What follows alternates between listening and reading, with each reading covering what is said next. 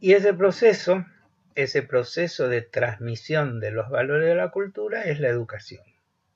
Es decir, la educación, que también al mismo tiempo es un elemento de la cultura, porque es una forma de adaptación que permite la transmisión de todo ese conjunto de elementos que constituyen la cultura, eh, la educación es la transmisión de los valores de la cultura. Entonces hay una cuestión que tenemos que pensar a partir de esta idea. Si decimos que la educación es la transmisión de los valores de la cultura y es lo que permite que una cultura se reproduzca a sí misma y pueda perdurar, incluyendo que se pueda ir transformando, incluyendo que pueda transmitir entonces los valores que se van transformando.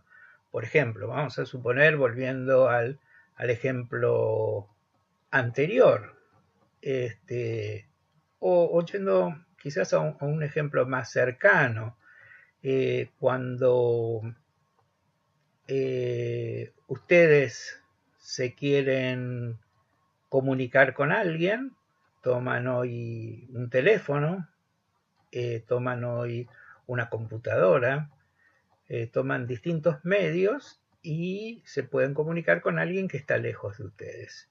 Antes no existían esas formas de comunicación instantáneas, rápidas, etcétera.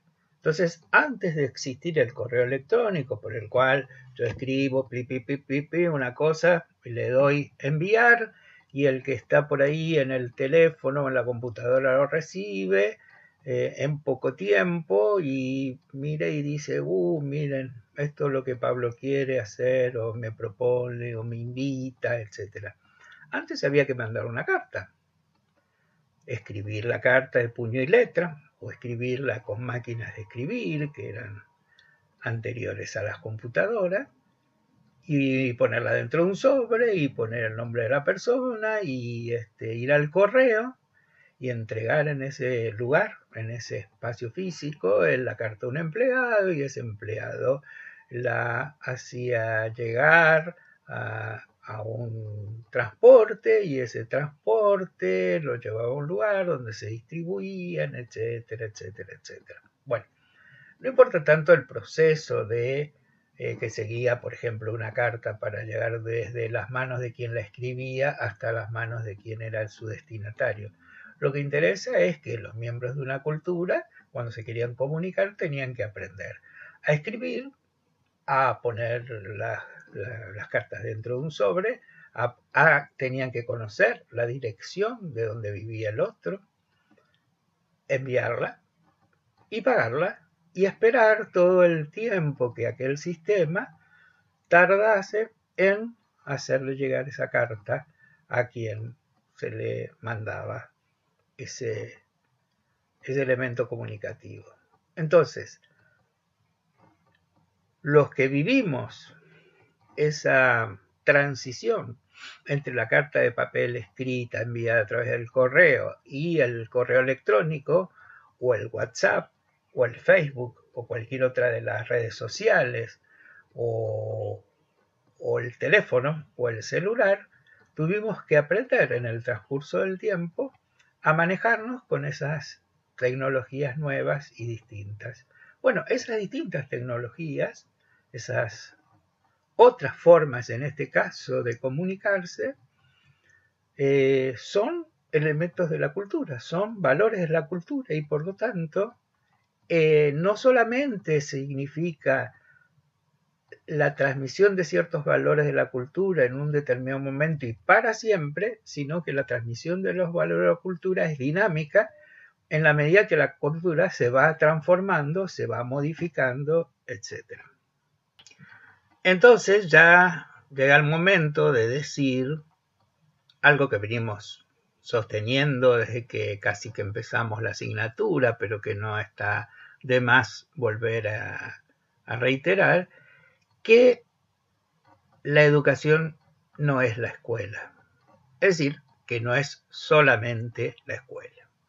Si ustedes recuerdan en el texto La Génesis de la Escuela, que nosotros mencionábamos, que hay dos momentos históricos que caracterizan la aparición de la escuela, que son la Revolución Francesa a fines del siglo XVIII y la Revolución Industrial, que empieza a desarrollarse un poco tiempo después.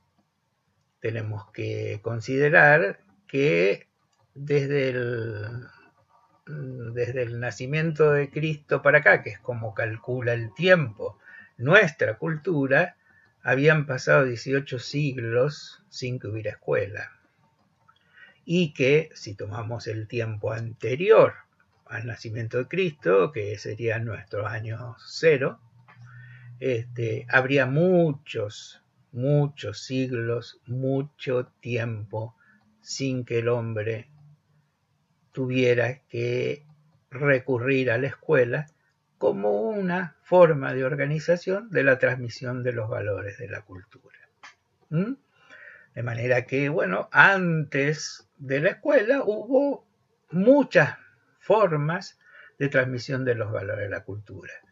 Si ustedes ya vieron esos dos capítulos de ese muy buen dibujo animado que se llama Érase una vez el hombre, habrán visto ahí como, por ejemplo, un personaje central de ese dibujo, un anciano, era quien en sociedades primitivas o mucho más simples que las actuales sociedades complejas, era quien transmitía muchos conocimientos, muchas habilidades, muchas formas de transformar la naturaleza, etc., a los niños que eran los nuevos integrantes de la cultura.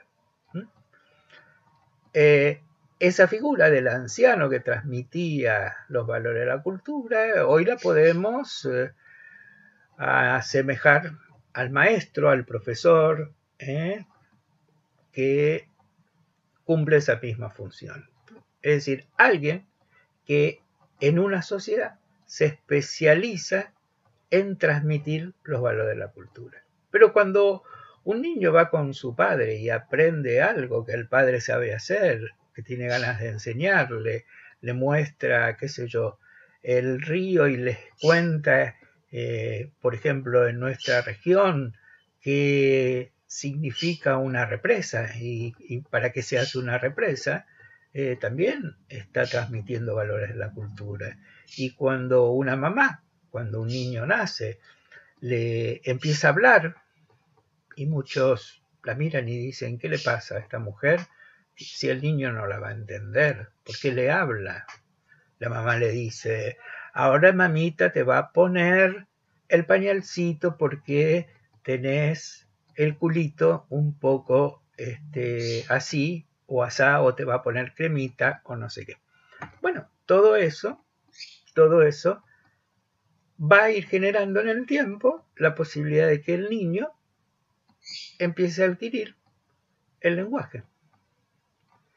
Entonces, no hay ahí la escuela, como no la hay en ese papá que lleva a su hijo y le cuenta lo de la represa, como cuando un chico se pone a ver, o un adolescente, un programa de televisión o una película y aprende, qué sé yo, que en tal momento de la historia pasó tal o cual cosa. O leemos un libro en donde nos dicen que en la época de las pirámides, en la época en que Egipto era una gran civilización, ya los egipcios, a pesar de que pasaron muchísimos años, eran capaces de hacer operaciones del cerebro. Entonces, todo eso lo vamos aprendiendo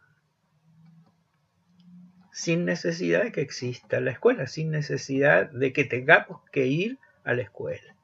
Es decir, aprendemos muchas cosas con nuestros amigos, con nuestros pares, Aprendemos muchas cosas en el medio familiar, aprendemos cosas en la parroquia, en el club, en fin, aprendemos escuchando o siendo consumidores de los medios de comunicación audiovisual o de los medios escritos.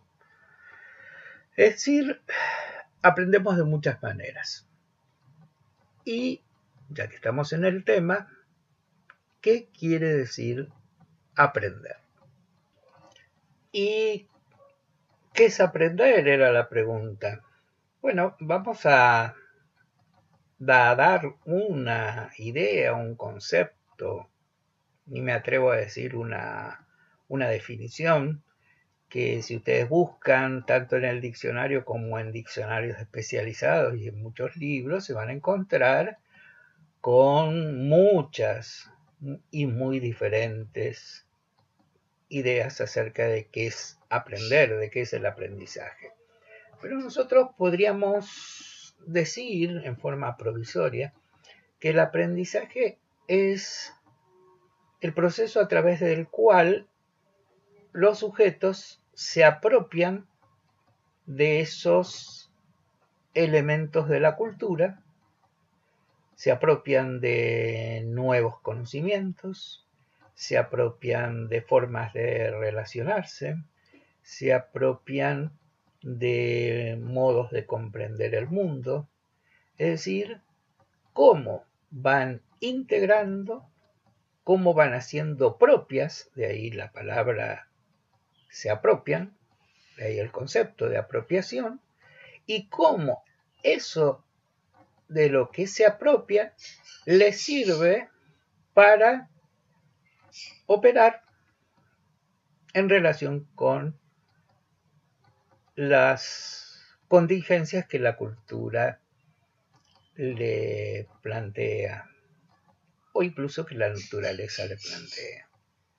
Cuando hacemos algo tan elemental como que si sentimos frío nos abrigamos, eso a veces, o en general, es porque lo aprendimos de alguien que nos dijo que cuando hace frío hay que abrigarse, o de ver a otros que cuando hace frío se abrigaban, y nos apropiamos de esa capacidad, de esa manera de resolver un determinado problema, y eso, cuando todavía no lo sabíamos hacer y pudimos empezar a hacerlo, podemos decir que fue un aprendizaje. Cuando eso después lo seguimos utilizando, cuando esa respuesta a determinada situación, cuando esa capacidad de resolver un determinado problema, lo hacemos con cuestiones, digamos, con disposiciones con las que ya contamos, ya no estamos hablando de aprendizaje. Pero cuando nosotros nos apropiamos de una manera nueva de resolver problemas, ahí sí estamos aprendiendo. Entonces, si nosotros decimos que la educación es la transmisión de los valores de la cultura, tenemos que pensar que todos y cada uno y una de los integrantes de la cultura necesitan apropiarse de todos esos valores. Necesitan apropiarse de la tecnología, necesitan apropiarse de determinadas creencias, necesitan apropiarse de formas de comprender el funcionamiento de la naturaleza y por lo tanto necesitan apropiarse de los conceptos científicos y así todo lo que se les ocurra que es necesario para poder funcionar dentro de la cultura, de lo que nosotros nos tenemos que apropiar. Entonces, el aprendizaje es esa apropiación Pero es aquí cuando aparece otro concepto que a veces solemos confundir o pensar que es idéntico a el concepto de educación, que es la idea de enseñanza. Educación y enseñanza no son lo mismo. La enseñanza es el conjunto de procedimientos, son las ayudas, son los modos en que un otro nos ayuda a aprender. Un otro nos ayuda a apropiar de ese aprendizaje. O sea, mejor dicho, nos ayuda a aprender y por lo tanto a apropiarnos de un elemento nuevo de la cultura que no es hasta ese momento algo propio. Entonces, la enseñanza es una mediación entre un sujeto que quiere aprender algo y ese algo a ser aprendido. Es decir, si yo quiero conocer mi barrio para saber cómo ir a un comercio, cómo ir a la escuela, cómo ir, etcétera, etcétera, cómo trasladarme, eso es lo que quiero aprender. Puede haber un otro que va a estar mediando entre eso que yo quiero aprender, ¿no es cierto?, y el conocimiento y el aprendizaje de eso. Entonces, el que enseña, que de nuevo no tiene por qué ser el maestro o el profesor, porque fuera de la escuela hay muchos otros que enseñan, ese que enseña es el que ayuda a los sujetos a apropiarse de los conocimientos, ayuda a los sujetos a aprender. Ahora, cuando la enseñanza se transforma en un proceso organizado, sistemático, que se desarrolla en una institución determinada, como por ejemplo la escuela, entonces podemos pensar que ese sujeto que contribuye, que es un mediador entre los sujetos y lo que se quiere aprender, es el docente. Es decir, el docente es un especialista en los modos de transmitir los valores de la cultura para que los sujetos que no disponen de algunos de ellos puedan apropiarse de los mismos. Entonces, educar no es lo mismo que enseñar. La educación es la transmisión de los valores de la cultura. Ahora, ¿cómo hacemos para que cada uno de los integrantes de la cultura se apropien de los valores? ¿Cómo hacemos en términos de qué recursos utilizamos? Por ejemplo, nosotros desde nuestro equipo docente estamos intentando que ustedes, que más adelante van a ser educadores, se apropien de conceptos tales como qué es la cultura, qué es la educación, qué es la naturaleza, qué es la enseñanza, qué es el aprendizaje. Y utilizamos diversas estrategias, diversos caminos, diversos elementos técnicos, materiales, para intentar lograr eso. Entonces, por ejemplo, utilizamos un texto, hacemos este video, les planteamos una serie de preguntas, los acompañamos en el proceso y ustedes nos pueden consultar, ponemos a disposición de ustedes la comunicación a través del aula virtual. Es decir, todo eso forma parte del proceso de enseñanza.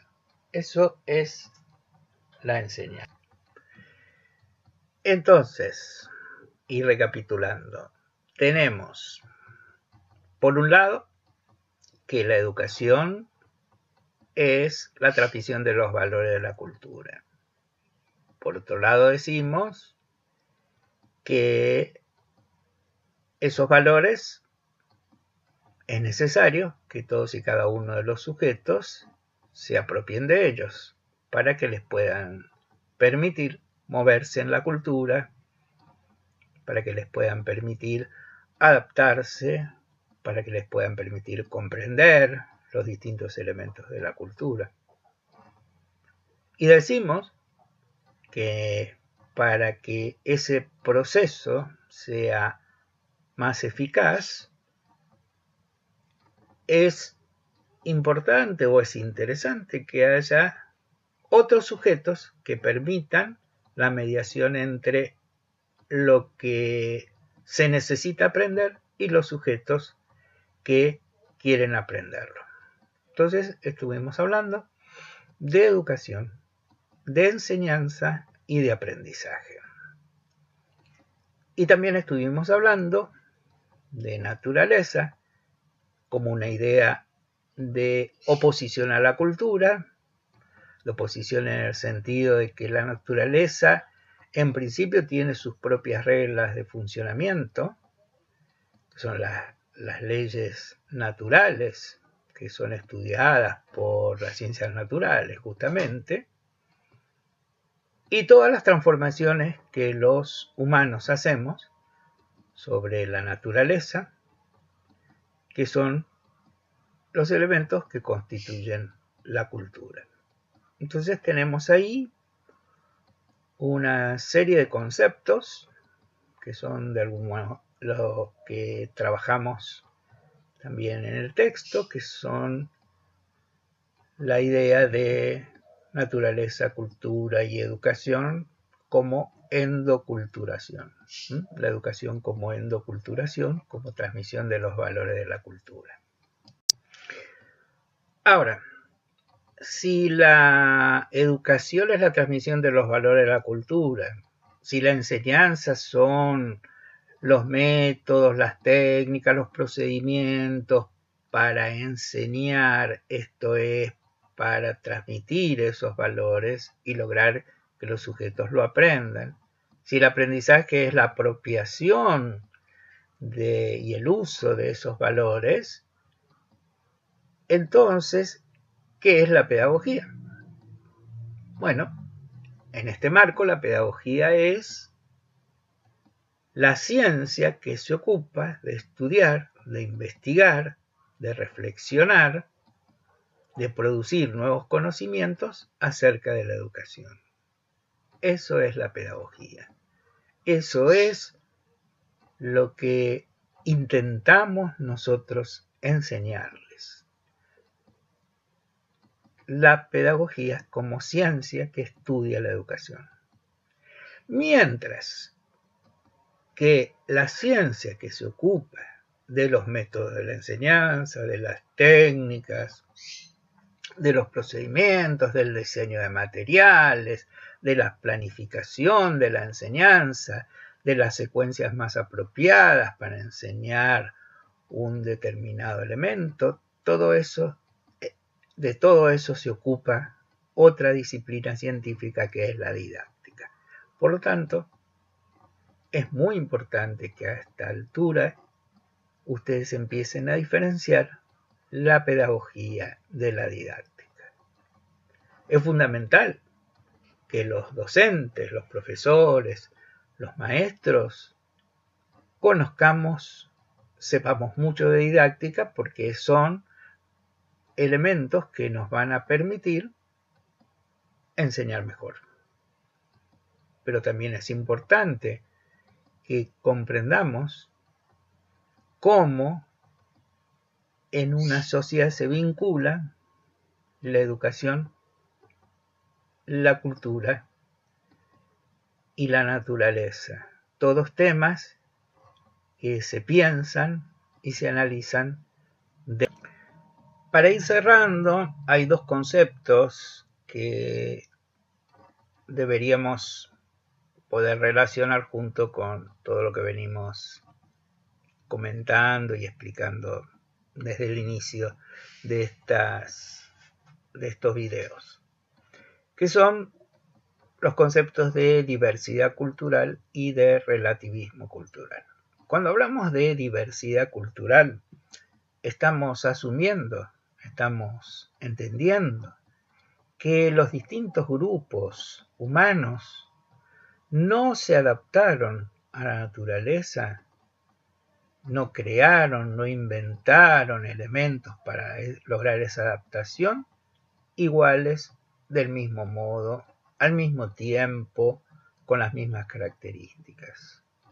No es lo mismo como se adaptaron quienes vivían en el desierto del Sahara, en África, o los esquimales que viven en el Polo Norte, o los mapuches o los araucanos del sur de nuestro continente. No se adaptaron del mismo modo, como tampoco nos adaptamos nosotros, los argentinos de hoy, del mismo modo que se adaptaban quienes vivían en el Virreinato del Río de la Plata en los años fines del siglo XVIII, principios del siglo XIX. Es decir, los distintos grupos humanos que constituyeron en oposición a otro, y me refiero a oposición en el sentido de en una relación de diferencias respecto de otros, no estoy haciendo una valoración de qué grupo era mejor o peor, sino los grupos fueron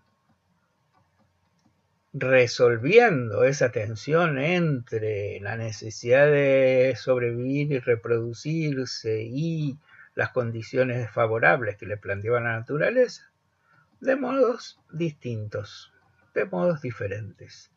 Esas distintas formas de adaptación son los que nos indican que hay una diversidad cultural. Esas diferencias son las que nos explican esa diversidad cultural.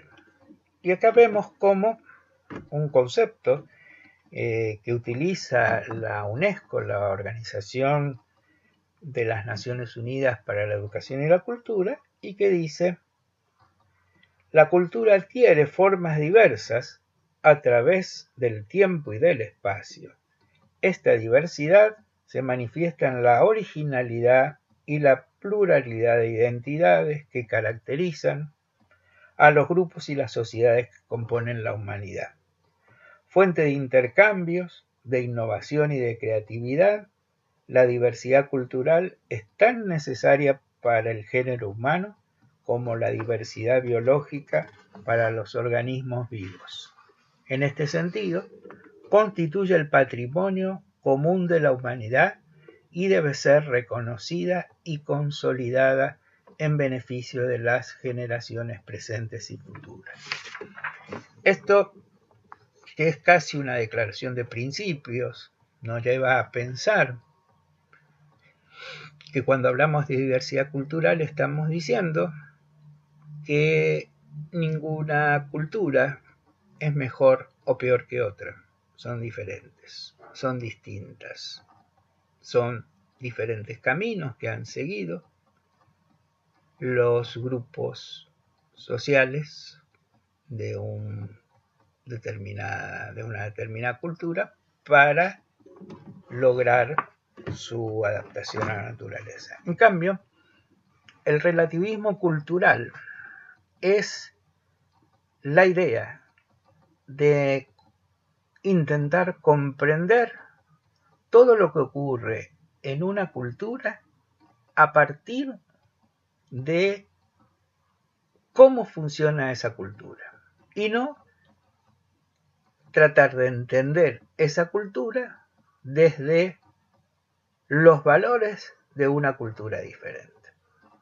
Por ejemplo, esto que hicimos al principio, digamos toda una vuelta para llegar al principio de este video. Cuando decíamos que ese grupo de japoneses que aceptaba que siendo vieja la madre tuviera que ir a morir